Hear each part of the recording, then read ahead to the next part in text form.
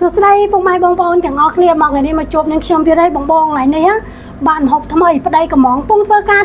ប្តីតែអូនណាថ្ងៃនេះបងចង់ហូបម្ហូបមួយថ្ងៃនេះជួយធ្វើបងតិចបានអត់មកបងមកមើលទាំងអស់គ្នាថ្ងៃនេះបានហូបអីនេះបង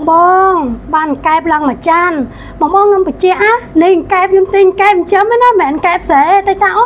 ខ្ញុំអត់មានថាយកកែបស្រែព្រោះអីរសាអីលើកំពង់សោមអត់មានកែបស្រែបងមានក៏ថ្លៃដែរដល់អញ្ចឹងយើងឃ្លានអាហ្នឹងយើងហូបសិនហើយចាំទៅស្រុកយើងចាំហូបកែបស្រែហើយនេះជាបន្លែស្លងកែបថ្ងៃនេះខ្ញុំបានតង់យ៉ាំកែបមានការ៉ុតមានប៉េងប៉ោះមានសិតច្បើមានសិតបញ្ជុល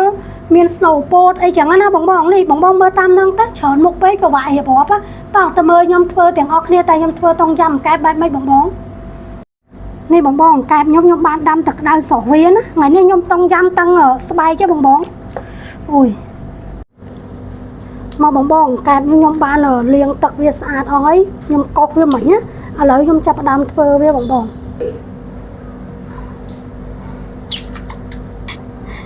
សម្អាតវាបងសម្អាតអញ្ចឹងបានវាឆ្អាតនេះសិតតែខ្លាញ់ក៏វាអត់មានពងនឹងកែបស្រែយើងទេណា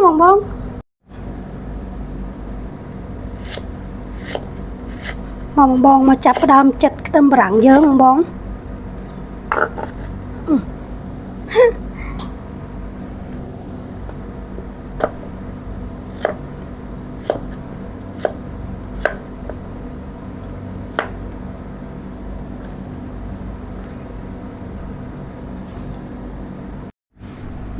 ទឹកខ្ញុំពុះហើយឥឡូវខ្ញុំចាប់ផ្ដើមបង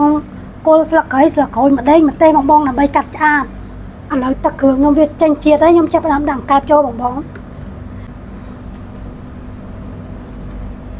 ផ្ដើមដាក់គ្រឿងតុងចាំចូលគ្រឿងតុងចាំខ្ញុំប្រើ2ដុំតែស៊ុបរ៉ូឌីខ្ញុំប្រើ2ស្លាបព្រាប៊ីចេង1ស្លាបព្រាស្ករសខ្ញុំប្រើ2ស្លាបព្រាចាប់ផ្ដើមចាក់បន្លែចូល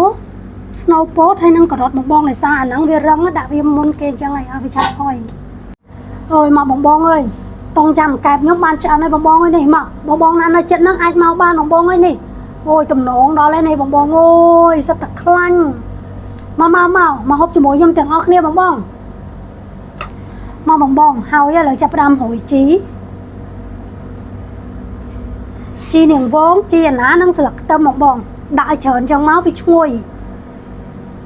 មកហូបជាមួយខ្ញុំទាំងអស់គ្នាប